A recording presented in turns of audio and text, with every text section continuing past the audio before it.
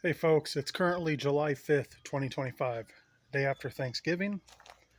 I'm making this video for any folks out there who aren't happy with the way their lawn's looking.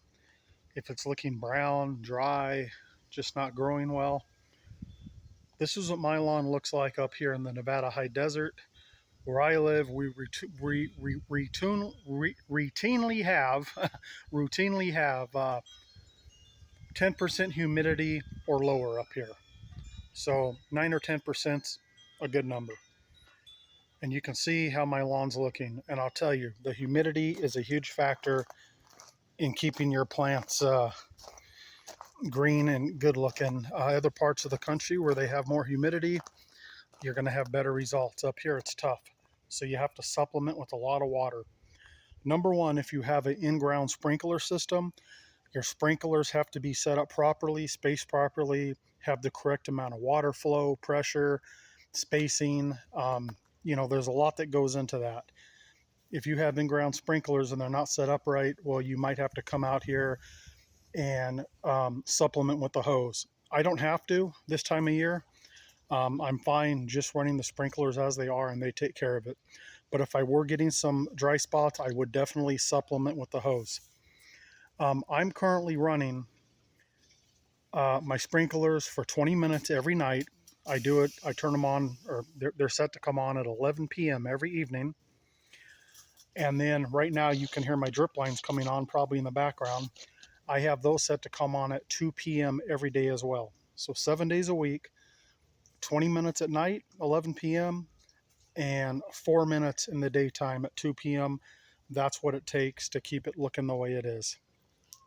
Another super important thing, you have to mow at least once a week. It is important.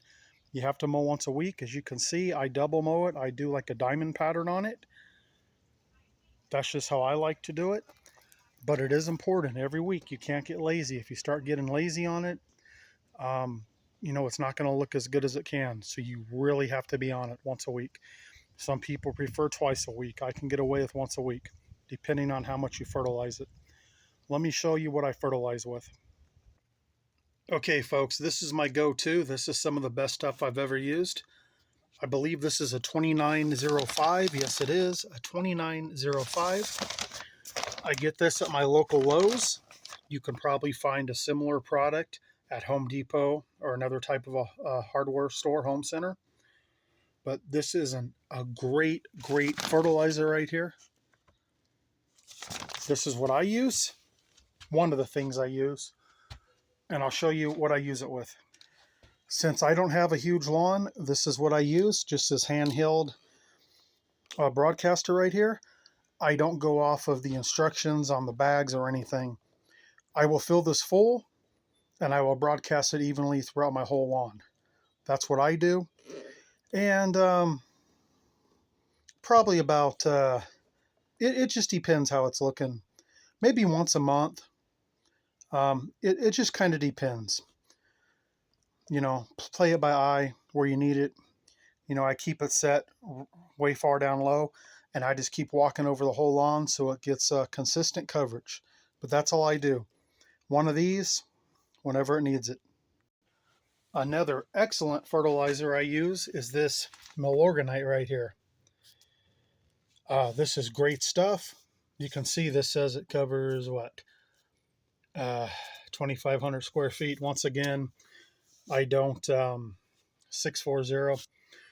I don't go by that. I just fill my broadcaster up and go for it. One thing for my whole lawn. And this is great too. So sometimes I'll use Milorganite. Sometimes I'll use that Stay Green I showed you. This year so far, I've only used the Stay Green. I have not used the Milorganite this year. But this is great stuff too. Excellent, excellent fertilizer right here. And then this here's a good product too. This Ironite 101. Now, same thing with this. I'll just fill that full, about 3/4 of the way full, and just go to town on it. This really isn't a fertilizer. It's more of a, it's iron. So it makes your grass greener. Now, those other fertilizers will make it really green too. A beautiful blue-green in my bluegrass here. But if you don't want quite as much growth and you still want it to be that really dark blue green, this will help you get there. Got to put a lot of water on for this stuff. You don't want it to burn or anything. So this is a good product to supplement just to get that color if you don't necessarily want the growth as well. But you cannot just use this product. You still need a fertilizer. And my sprinklers have just come on for the 2 o'clock watering. You can see the kind of sprinklers I have here. I have these gear-driven sprinklers. And another reason you can't get lazy with the mowing is if these aren't high enough, if the grass gets too high, they won't get uh, the full coverage they need. But yeah, these definitely work well.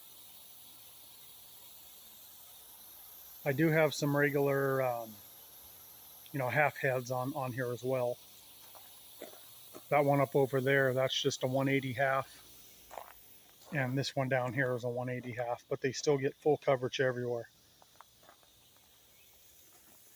And this being more in the shade, it doesn't need quite as much water as this up here where it gets baked all day long.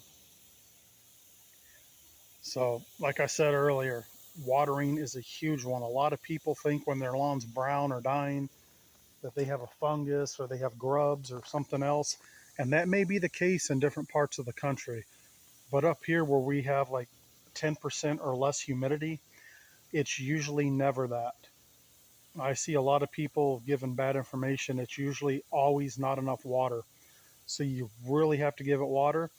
And if you're starting out with a lawn that's like really dry and you're trying to bring it back, you've got to deep water it and soak it. You want that water to go down far, and you want the roots of the lawn to grow down deep. That's why you want the water to go down.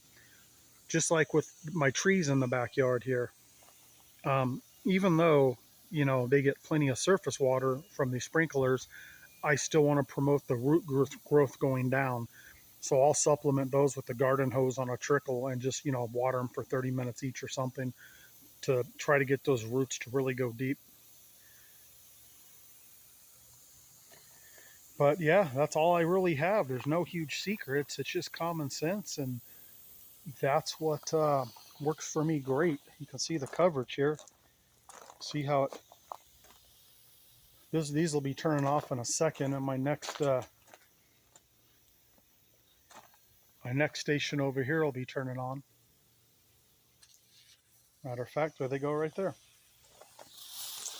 So we've got a half here. I don't have any of the gear-driven sprinklers on this station, but you can see we get full coverage all the way there, all the way over there.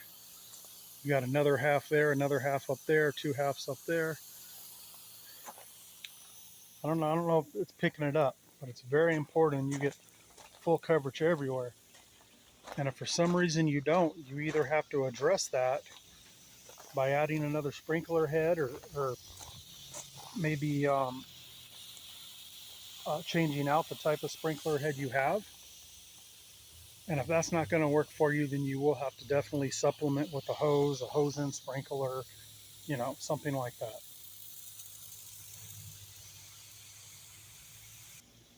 And in my particular yard, every plant you see, my grapevine, all my vines, everything in a bucket,